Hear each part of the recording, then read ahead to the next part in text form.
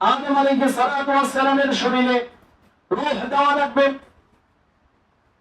তখন ফেরেশতারা বলল, আল্লাহ গো, এই রূহ কোন দিক দিয়ে দেব? বলল যে এই রূহ নাকের ভেতর দিয়ে দাও। কোন দিক দিয়ে? নাকের ভিতর দিয়ে রূহ দাও।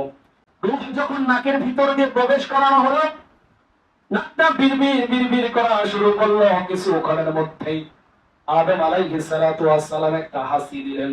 হাসি দেওয়ার সাথে সাথেই আদম আলাইহিস সালাতু ওয়াস সালামের শরীরে যত রোগ বিরোধী ছিল, এই হাসির মাধ্যমে সমস্ত রোগ বিরোধী গলে বের হয়ে গেল।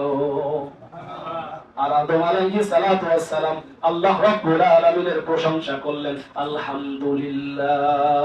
সবাই বলেন না আলহামদুলিল্লাহ।